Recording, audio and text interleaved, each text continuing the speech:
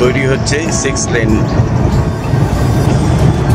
নেপালে বহুত জায়গাতেই দেখেছি 6 লেন হাইওয়ে, অবশ্য এটা এখনো কমপ্লিট হয়নি, এগুলো তৈরি হচ্ছে, এগুলো ছোট ছিল।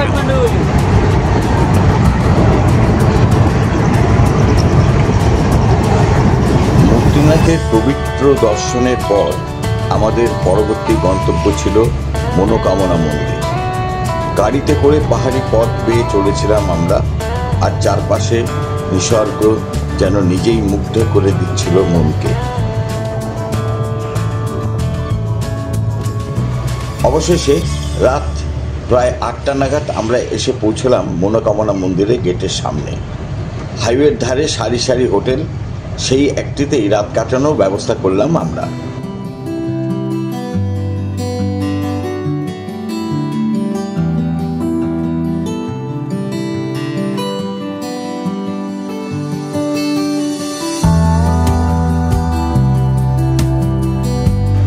পরদিন সকালবেলা সূর্য যখন পাহাড় ছুঁয়ে আলো ছড়াতে শুরু করেছে, তখন আমাদের মনোকামনা যাত্রা শুরু।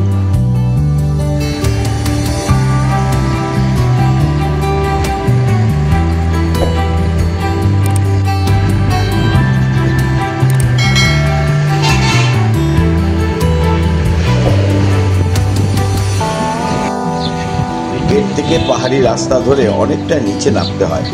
সেখানে রয়েছে মনোকামনা রোপওয়ে স্টেশন। মনোকামনায় যেতে গেলে পর এই রাস্তাটা উপর থেকে, আমরা যেখানে গেটের ওখান থেকে এই সিঁড়ি আস্তে আস্তে নিচে নেমে এসছে, আমরা এই সিঁড়ি ধরে ধরে ধরে ধরে নিচে নামছি। ওই নিচে যেতে হবে, আর ওই নদীর পাড়ে ওই হচ্ছে কেবল কারের স্টেশন, আমরা ওখানে পৌঁছবো। তারপরে কেবল কারে করে উঠে আমরা মন্দিরে যাব। আমরা কেবল কার স্টেশনের কাছে চলে এসেছি। এটা হচ্ছে নিচে, এইখানে গাড়ি এসে দাঁড়ায়, আর জায়গাটা খুব সুন্দর। আর এই ওপরে হচ্ছে কেবল কার স্টেশন। আমরা এখন ওই কেবল কার স্টেশনের দিকেই যাচ্ছি।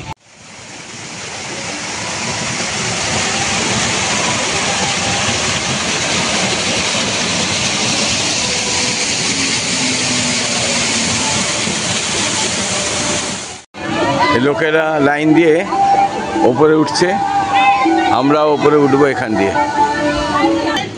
এই হচ্ছে ওঠার রাস্তা।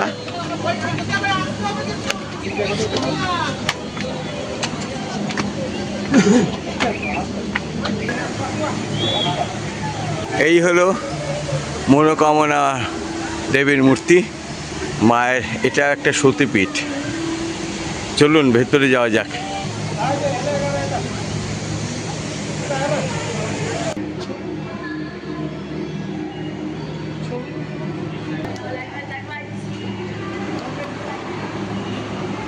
কেবল কার স্টেশনে ঢুকতেই ধীরে ধীরে এক একটি ঝুলন্ত কামরা আসতে শুরু করলো, এবং তাতে 6 জন করে উঠে পড়ল।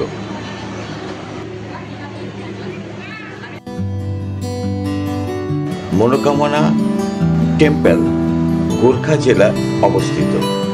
এর অল্টিটিউড 1300 মিটার, আর মুক্তিনাথ থেকে এর দূরত্ব মনোকামনার 281 কিলোমিটার। ধীরে ধীরে আমাদের কেবল কার তার বেয়ে পাহাড়ের ওপরে উঠতে শুরু করল। পাহাড়ের অপূর্ব দৃশ্যগুলো দেখতে দেখতে মোহিত হয়ে পড়েছিলাম। পাহাড়ের ঠিক নিচ দিয়ে বয়ে যাচ্ছে নদী, তার উপর দিয়েই আমাদের কেবল কার এগিয়ে চলল পাহাড়ের উপরের দিকে। পাহাড়ের গা ঘেঁষে রয়েছে অনেক বসতি, তাই দেখতে দেখতে আমরা উপরের দিকে উঠে চললাম। আমরা এখন কেবল কারে উঠে এখন মনোকামনা মন্দিরে চলেছি। উঠতে মিনিট 10 টাইম লাগে। নিচের থেকে সেই অত দূর থেকে আমরা উঠে এসেছি আমাদের কেবল কারটি। আরো 5 মিনিট মনে লাগবে।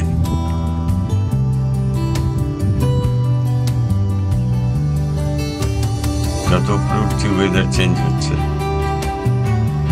নিচে তো বেশ ভালো গরম ছিল, উপরে এখন ঠান্ডা হাওয়া লাগছে।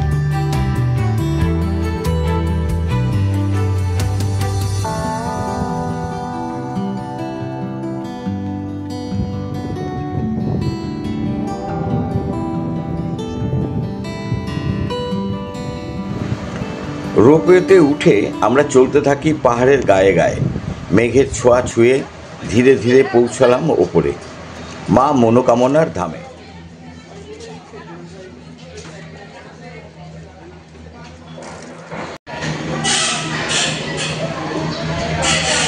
চলো, দেখো কত ছাগল, এইসব ছাগল বলি দেওয়ার জন্য এখানে নিয়ে আসে। এখানে প্রচুর ছাগল রয়েছে, এই ছাগলগুলো সব বলি দেওয়ার জন্য উপরে এসছে, কিন্তু বলি যেহেতু নিষিদ্ধ তাই ছাগলগুলো এখানেই থেকে যাচ্ছে।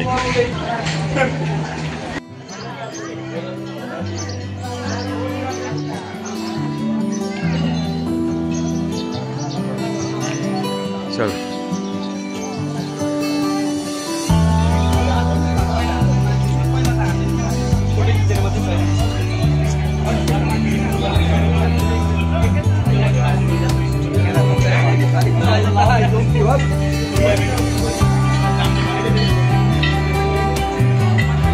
আমরা এগিয়ে চললাম মায়ের মন্দিরের প্রবেশ পথের দিকে।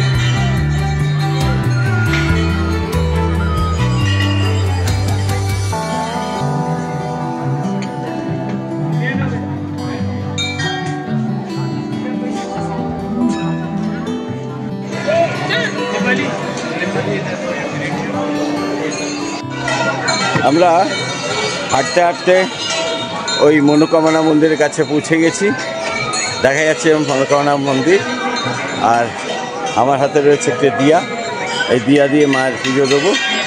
আর এখানে অসংখ্য দোকান আছে, পুজো এখানে চলছে।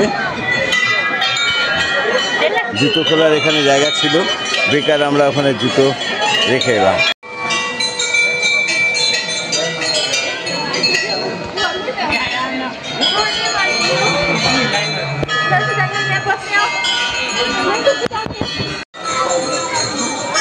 আমি এখন মনোকামনা মন্দিরের সামনে বসে আছি, লাইন দিয়েছে আমাদের দিয়ে দুজন, ওরা আসছে, তারপর আমি এখান থেকে উঠবো, আমি আর হাঁটতে পারছি না। লাইন বিশাল বড়, অনেক দূর চলে গেছে ওদিকে। আকাশে বেশ মেঘ কুয়াশা ঘনিয়ে এসছে,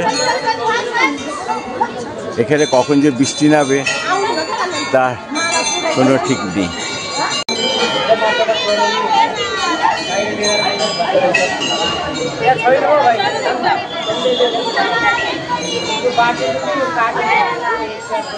সেখানে ভক্তদের দীর্ঘ সারিতে দাঁড়িয়ে আমরা অবশেষে মাতৃদর্শন লাভ করলাম।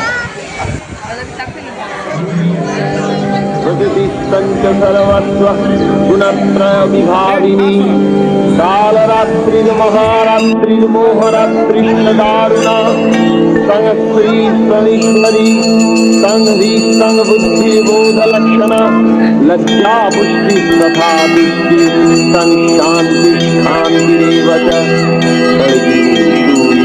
घोरागदिनी तथा शंखिनी चापी निवानभूषण्डी परिघायुधा सौम्या सौम्यतराकेश सौम्यस्वस्तसुन्दरी परापरानंग परमा तमेव परमेश्वरी यच्चित् वस्तु तदतद्वतिलात्मीके तस्य सर्वस्य या शक्ति सात्तं किं सूयसे तदा जया तया जगत् सृष्टा जगन्मातात्मिजो जगत् सोऽपि निद्रावसंगनीतः तस्तां स्तोतुमिहेश्वरः विष्णुशरीरग्रहणविशान एव च कारिदास्ते जतदस्तां तस्तोतुं शक्तिमान् भवेत् तातमित्थं प्रभावै शैलुद्धारैर्देवी संस्तुता मोहयितौ दुराधरसावसुरौ मधुकैटभौ प्रबोधञ्च जगत्स्वामी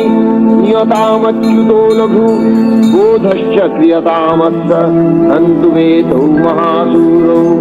এইভাবে দেবতারা দেবী মহামায়াকে জাগ্রতা করে তুলেছিলেন। তারা বলেছিলেন, তুমি জগতের সৃষ্টি পালন সংহার কর্ত্রী।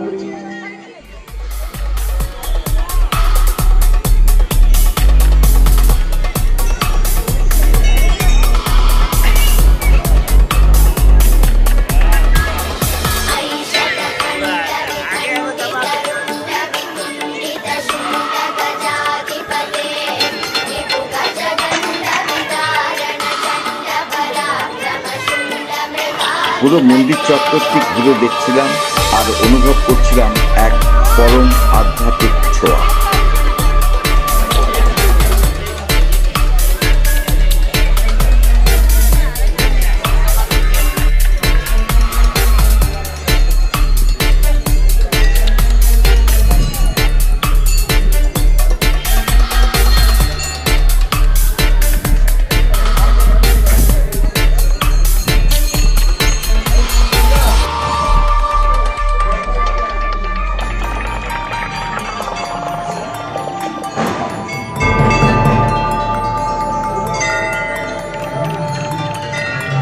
মন্দির চত্বরের চারপাশটা ঘুরে দেখলাম, পাহাড়ের শোভা, মন্দিরের আধ্যাত্মিক পরিবেশ সব মিলিয়ে এক অভিজ্ঞতা হয়ে রইল মনে গেঁথে।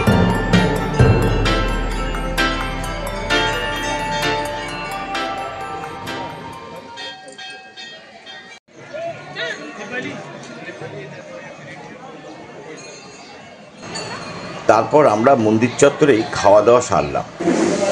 মনোকামনা মন্দিরে মনস্কামনা জানিয়েছি, পুজো হয়ে গেছে। এখন ঘড়িতে বাজে 12টা 5 নেপালি টাইম, অর্থাৎ 15 মিনিটে গিয়ে আমাদের ভারতীয় সময়। এখন পর্যন্ত আমরা খাইনি কিছু, তা আমি এখন আলু পরোটা অর্ডার দিয়েছি। আমরা আলু পরোটা খাবো, তারপরে এখানে একটু ঘুরবো, চা খাবো, তারপরে লাঞ্চ খাবো পরে।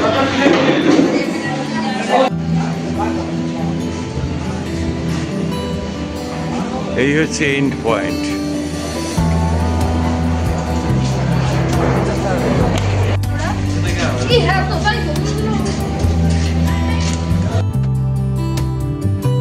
মনোকামনা দেবী এক আদি শক্তি রূপ, যার কৃপায় ভক্তদের মনে করা সব কামনা পূর্ণ হয়। এই দেবীর নামেই যেন তার মাহাত্ম্যকে বলে দেয়, মনের কামনা অর্থাৎ অন্তরের আকাঙ্ক্ষা পূরণকারী। কথিত আছে, গোর্খা রাজ্যের রাজা রামশাহের সময় তার রানী ছিলেন এক অসাধারণ যোগসিদ্ধা। কেউ জানত না তার আসল রূপ, কিন্তু তার বিশ্বস্ত এক গোর্খা সেনা লক্ষণ থাপা একদিন উপলব্ধি করেন রানী আসলে কোনো সাধারণ মানুষ নন, তিনি স্বয়ং দেবী। কিন্তু এই গোপন প্রকাশ হয়ে যাওয়ার পরেই রানী এক দৈববাণীর মাধ্যমে জানান যে তার শরীর ত্যাগ হবে এবং তিনি এক পাথরের রূপে পুনরায় আবির্ভূত হবেন। তিনি বলেছিলেন, যেখানে একটি পবিত্র পাথর নিজে থেকেই আসবে, সেখানে তিনি পূজিত হবেন মনোকামনা দেবী রূপে। এরপর সেই গোপনীয় ভবিষ্যৎবাণী অনুযায়ী একদিন লক্ষণথাপা পাহাড়ের ঢালে একটি অলৌকিক পাথর আবিষ্কার করেন। সেই পাথর থেকে আরম্ভ হয় মা মনোকামনা দেবীর মন্দিরের পুজো এবং মন্দিরটি সেখানেই তৈরি হয়। এই মন্দির আজও দাঁড়িয়ে আছে নেপালের গোর্খা জেলার পাহাড় চূড়ায়, যেখানে কেবল কারের বা দীর্ঘ পথ অতিক্রম করে পৌঁছতে হয়।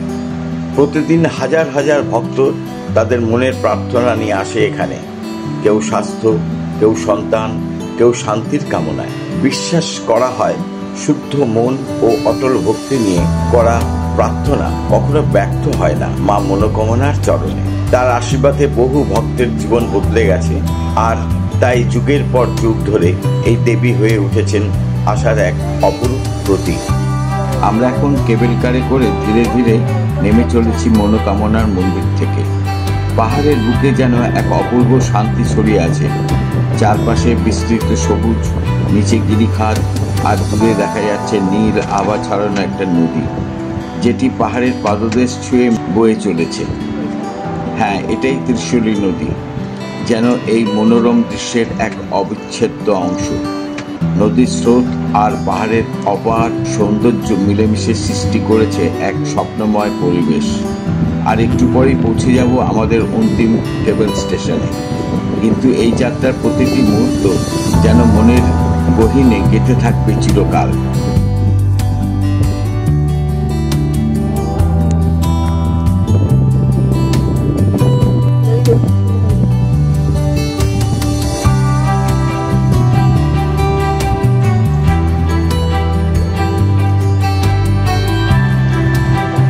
সবশেষে কেবল কারে করে ফিরে এলাম নিচে। আর তার ঠিক পরের দিন সকালে আমরা যাত্রা করব কাঠমান্ডুর উদ্দেশ্যে।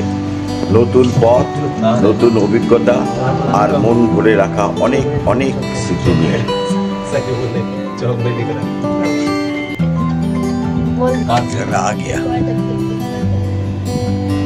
बस आ गए हम, आ जाइए आप, हम तो सीढ़ियाँ पे आने वाले हैं, आ जाइए।